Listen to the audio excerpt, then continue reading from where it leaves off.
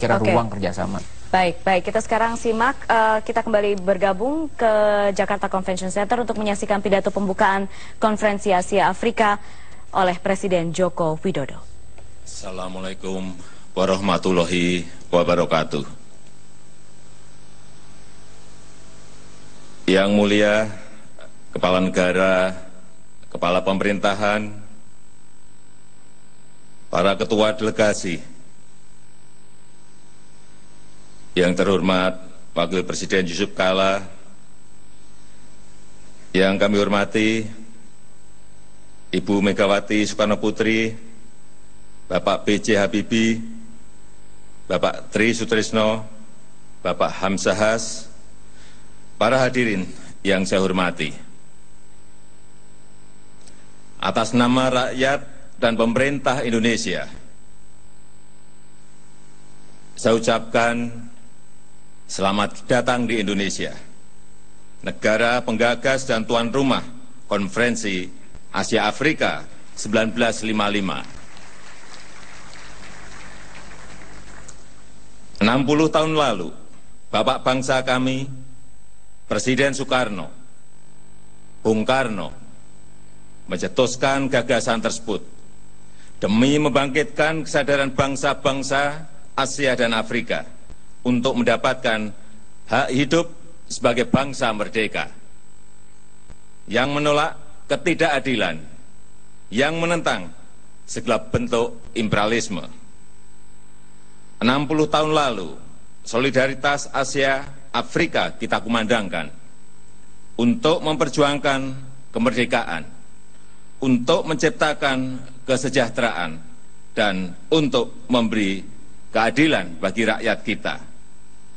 Itulah gelora Konferensi Asia Afrika 1955. Itulah esensi dari semangat Bandung. Kini, 60 tahun kemudian, kita kembali bertemu di negeri ini, di Indonesia, dalam suasana dunia yang berbeda. Bangsa-bangsa terjajah telah merdeka dan berdaulat. Namun, perjuangan kita belum selesai. Yang mulia, para hadirin sekalian, dunia yang kita warisi sekarang ini masih syarat dengan ketidakadilan, kesenjangan, dan kekerasan global. Cita-cita bersama mengenai lahirnya sebuah peradaban dunia baru, sebuah tatanan dunia baru yang berdasarkan keadilan, yang berdasarkan kesetaraan dan kemakmuran, masih jauh dari harapan. Ketidakadilan dan ketidakseimbangan global masih terpampang gamblang di hadapan kita. Ketika negara-negara kaya yang hanya sekitar 20% penduduk dunia, the world's population consume 70% of the Earth's resources, then the global imbalances becomes evident. Ketika ratusan orang di belahan bumi sebelah utara Hundreds of people menikmati in the hidup northern super kaya, hemisphere enjoying a luxurious life, sementara while 1,2 miliar jiwa di belahan 1.2 billion selatan people in the southern tidak hemisphere berdaya lives in poverty with less than $2 per day, then global semakin kasat injustice mata. becomes obvious.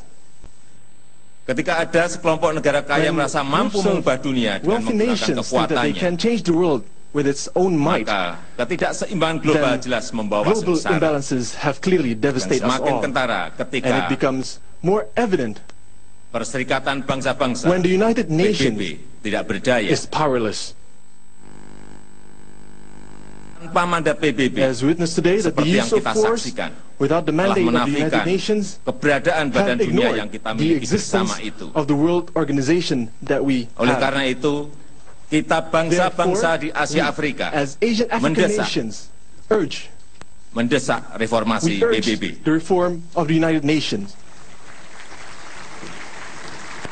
agar berfungsi secara so optimal that it will function sebagai badan optimally dunia as an yang mengutamakan organization keadilan of the bagi world that kita semua, promotes justice for all bagi of semua us, bangsa. for all of our nations. Bagi saya, Ketidakadilan global terasa semakin menyesak It is with dada. deep sorrow that I witness global Ketika injustice janji semangat when Bandung Bandung Spirit, yang menuntut kemerdekaan bagi semua demands for bangsa-bangsa di independence for Asia, all nations of Afrika, Asian Africa, masih menyisakan sebuah hutang still selama 6 have a debt dasawarsa. Kita dan for dunia 6 decades. masih The berhutang world and us kepada and rakyat ourselves, we Palestina. are still indebted to the people of Palestine. Dunia tidak berdaya menyaksikan The penderitaan world rakyat seems helpless Palestina when yang seeing the hidup dalam plight of the ketakutan Palestinian dan people ketidakadilan who live in akibat fear and penjajahan injustice as a result yang berlangsung begitu of lama. long-standing occupation. Kita tidak boleh berpaling dari We should not penderitaan turn ourselves rakyat Palestina. From the devastation of the Palestinian people, Kita harus terus berjuang bersama and we mereka. have to struggle with them Kita harus together. mendukung lahirnya We have to support sebuah negara Palestina birth yang of merdeka. independent Palestine.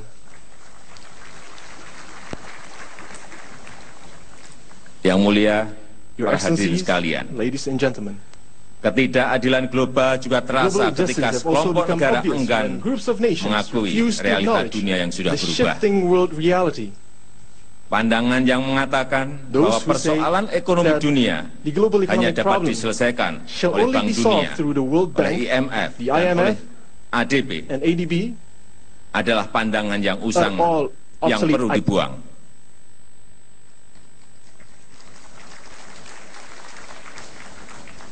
Saya berpendirian, pengelolaan ekonomi dunia tidak bisa diserahkan hanya kepada 3 lembaga keuangan internasional itu. Kita wajib membangun sebuah tatanan ekonomi dunia baru yang terbuka bagi kekuatan-kekuatan ekonomi baru.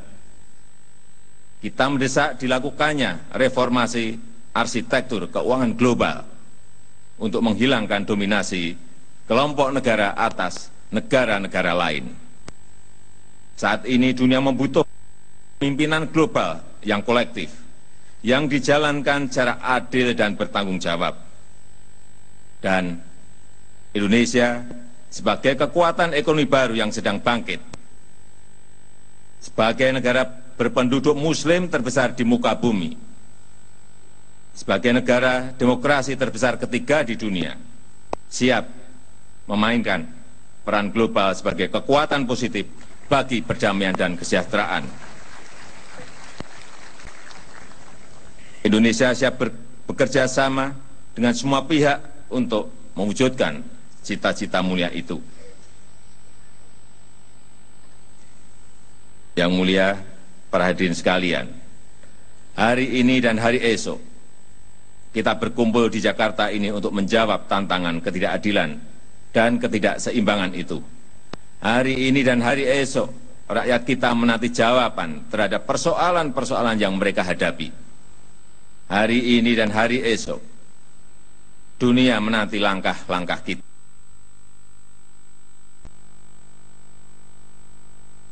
Berdiri sejajar sama tinggi dengan bangsa-bangsa lain di dunia. Kita bisa melakukan itu semua dengan membumikan semangat Bandung, dengan mengacu pada 3 cita-cita yang diperjuangkan para pendahulu kita 60 tahun yang lalu. Pertama, kesejahteraan. Kita harus mempererat kerjasama untuk menghapuskan kemiskinan, meningkatkan pendidikan dan pelayanan kesehatan, mengembangkan ilmu pengetahuan dan teknologi, dan memperluas lapangan kerja. Kedua, solidaritas.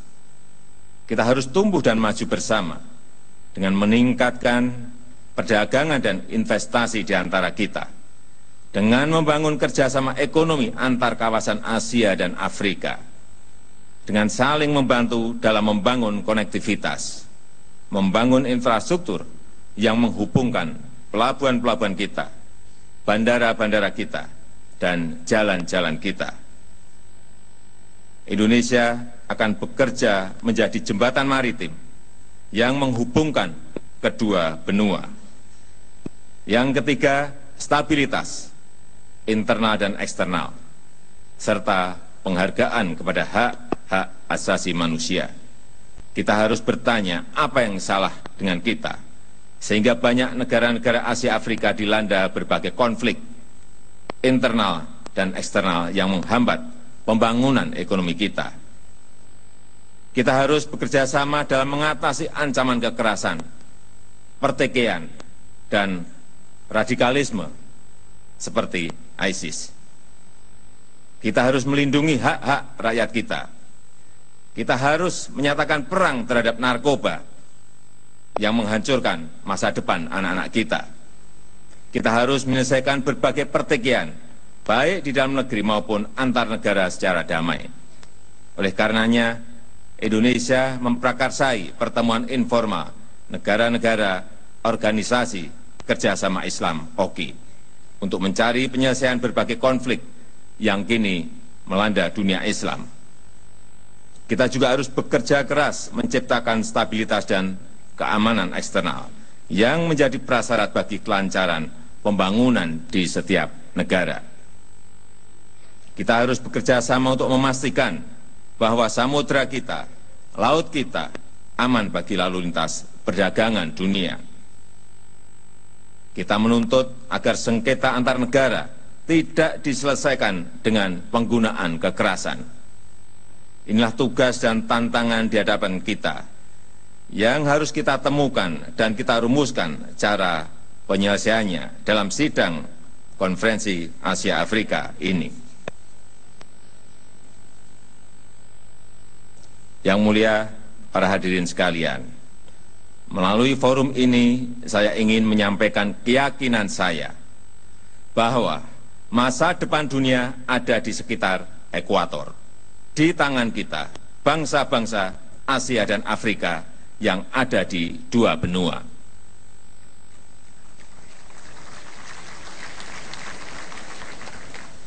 Untuk itu, dengan mengucap Bismillahirrahmanirrahim, saya nyatakan konferensi Asia Afrika tahun 2015 dibuka. Terima kasih. Wassalamualaikum warahmatullahi wabarakatuh. Ladies and gentlemen, the striking of the gong to mark the official opening.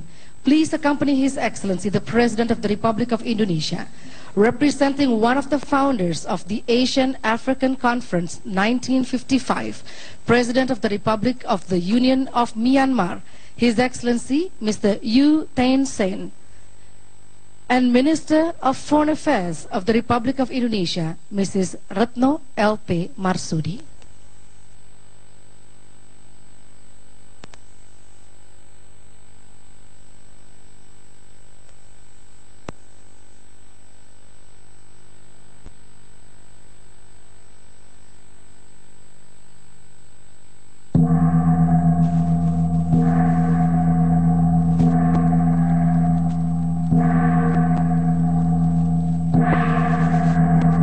The Asian African Summit 2015 is officially opened.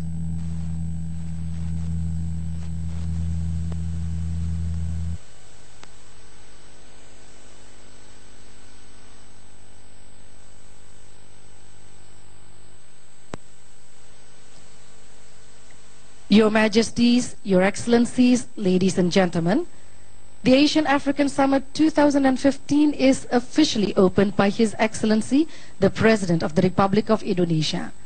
Before we invite their Majesties and Excellencies to proceed with the first plenary session, we will firstly break for coffee, tea, and refreshment. Ladies and gentlemen, please rise. Their Majesties and Excellencies, leaders of the Asian African Summit will now leave the meeting room.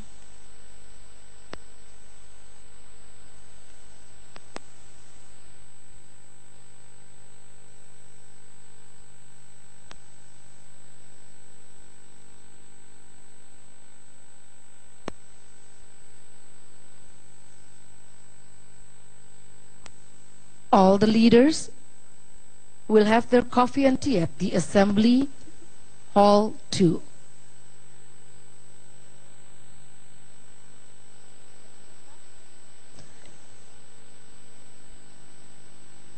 To the heads of delegation, ministers, ambassadors, please proceed to Cendrawasih Room 2.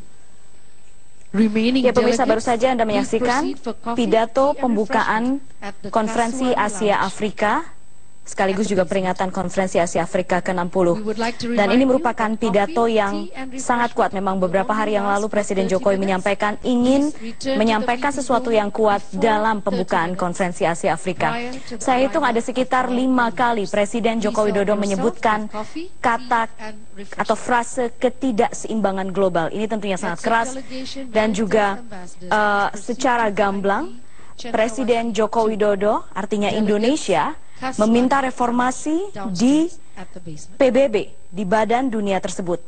Juga Presiden Joko Widodo meminta agar pengelolaan ekonomi dunia tidak dikooptasi oleh 3 kekuatan saja, yaitu IMF, ADB, dan juga Bank Dunia. Tapi memang kita tahu saat ini kekuatan sedang melihat ke arah timur, yaitu ke wilayah Asia. Tiongkok juga baru saja sudah mendirikan bank infrastruktur terbesar di Asia, yaitu AIIB. Dan saat ini suasana di JCC seperti Anda lihat, para delegasi dan juga peserta konferensi sedang beristirahat sejenak. Sebelum berikutnya pada pukul 10.20, Presiden Joko Widodo akan sudah mulai melakukan rangkaian pertemuan pleno, rapat pleno. Tapi ada beberapa pertemuan bilateral yang akan dilakukan Presiden Joko Widodo hari ini, tapi itu masih siang nanti. Yang menarik tadi kalau misalnya Anda lihat setting tempat duduk. Yang menarik di sana adalah Presiden Jokowi berada di antara Presiden Tiongkok Xi Jinping dan Perdana Menteri Jepang Shinzo Abe. Kita tahu di kancah internasional 2 negara ini sebenarnya sedang menghadapi krisis atau tanda kutip perang dingin yang memang tidak terlalu gamblang, tidak terlalu terlihat. Tapi Jepang berulang kali menyampaikan dalam pernyataannya bahwa sudah mulai tidak nyaman dengan dominasi Tiongkok di Asia, terutama juga di wilayah Laut Cina Selatan. Dan ini sepertinya yang akan dibicarakan dengan Presiden Jokowi pada hari ini, karena Presiden Jokowi akan melakukan pertemuan 4 mata dengan 2 pemimpin tersebut, dengan Perdana Menteri Jepang Shinzo Abe, kemudian juga dengan Presiden Tiongkok Xi Jinping. Diperkirakan pertemuan ini akan membahas soal ketakutan-ketakutan dominasi atas satu negara terhadap negara lainnya. Dalam hal ini adalah Jepang dan Tiongkok.